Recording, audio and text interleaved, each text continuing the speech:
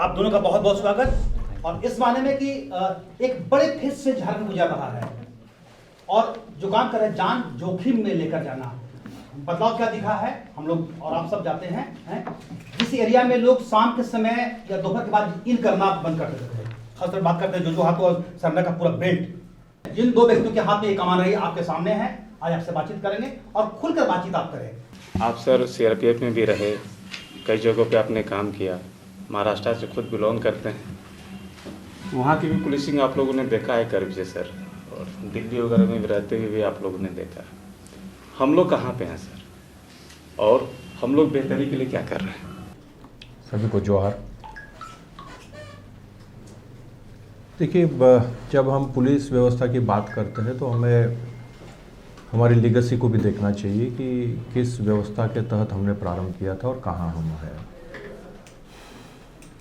आज राज्य गठन के हम 22 साल के बाद देखते हैं कि हमारे पुलिस ने जो मकाम हासिल किया है वो वाकई काबिल तारीफ़ है। मुझे लगता है कि हम अगर तुलना मुंबई से करेंगे, महाराष्ट्र से करेंगे तो वह उचित नहीं होगा। हमारे समकालीन जो पुलिस व्यवस्था है उनके साथ हमें कंपेयर करना होगा। हमें बिहार के साथ कंपेयर करना है, हमें उड़ीसा के साथ कंपेयर करना है, हमें बंगाल के साथ कंपेयर करना है।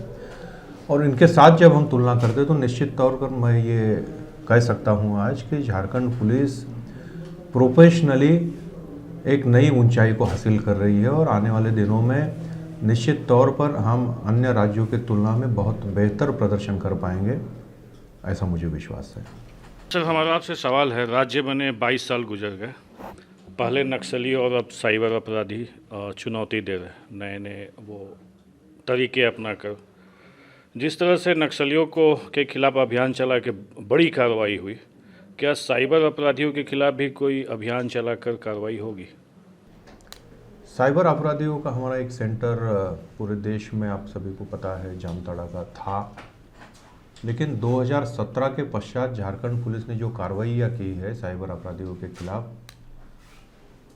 केंद्रीय एजेंसी की हमने सहायता ले ली है, हमें I4C की सहायता मिलती है, विभिन्न एजेंसियों की सहायता के साथ राज्य में 6 साइबर थानों का गठन, CID में साइबर थाना का गठन और एक व्यावसायिक ढंग से जो हम इन्वेस्टिगेशन कर रहे हैं। आज ये स्थिति है कि जामताड़ा छोड़कर ये अपराधी अब विवश हो गए हैं सीमावर्ती राज्यों में। अगर आप देखेंगे तो हमारे पड़ोसी राज्यों में भी इनकी एक्टिविटीज़ दिखाई दे रही है और देश में भी एक मेवाड़ जैसा दूसरा सेंटर खुल गया है। अब आपको जामताड़ा से उतना क्राइम नहीं दिखाई देगा, लेकिन हाँ अभी भी ये चैलेंज अवस्थित है और हमने कुछ इसमें आगे स्टेप्स लिए हैं। मुझे लगता है कि बहुत कुछ करने के लिए अभी भी गुंजाइश है और हम कर रहे हैं।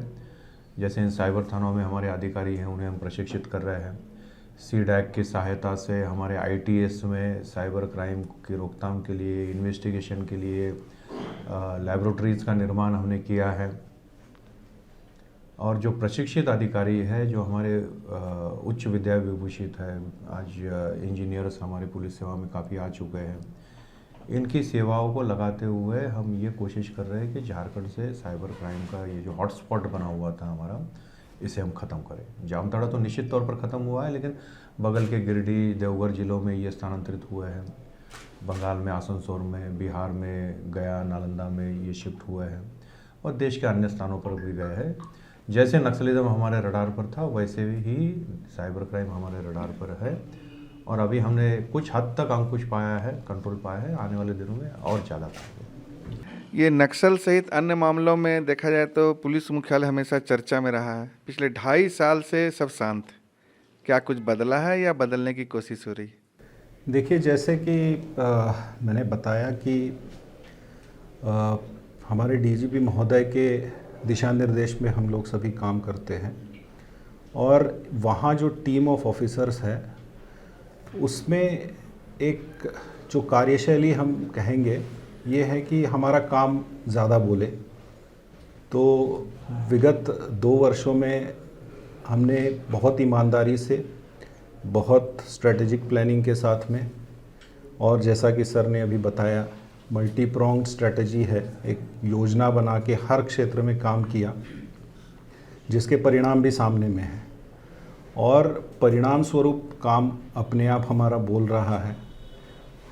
रिसेंटली DGIG कॉन्फ्रेंस जो दिल्ली में कंक्लूड हुई, जिसमें ऑनरेबल PM और ऑनरेबल HM उस बैठक में मौजूद थे, और जब वामपंथी उग्रवाद के खिलाफ कार्रवाई की जब बात हो रही थी तो सभी के द्वारा एक स्वर में झारखंड पुलिस के द्वारा और जो संयुक्त बलों के द्वारा CRPF झारखंड पुलिस के द्वारा जो झारखंड में कार्रवाई वामपंथी उग्रवाद के खिलाफ की है उसकी सराहना की और उसे एक सक्सेस स्टोरी के रूप में बताया।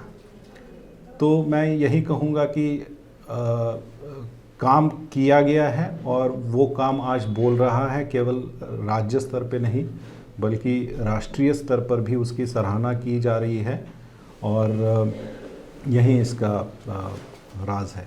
सर, मेरा सवाल लाटकर साहब से है कि जैसे पुलिस के संसाधन काफ़ी बढ़े हैं, लेकिन झारखंड की आबादी भी काफ़ी तेज़ी से बढ़ी है, तो ऐसे में हमारे जो खास शहर है जैसे रांची, जमशेदपुर, बोकारो, धनबाद, तो क्यों नहीं यहाँ की भी पुलिसिंग दिल्ली या मुंबई की तर्ज पर हो पाती है?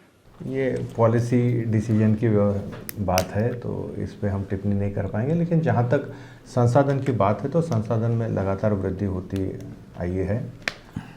एक स्थिति थी आज से 10 साल पहले कि हमारे थानों की गाड़ियों की कंडीशन अच्छी नहीं थी, हमारे पास हाईवे पेट्रोल वैन्स नहीं थी, PCR वैन्स नहीं थी, लेकिन आज अगर आज राज्य में आप देखते तो 320 हमारे हाईवे पेट्रोल और PCR वैन्स है।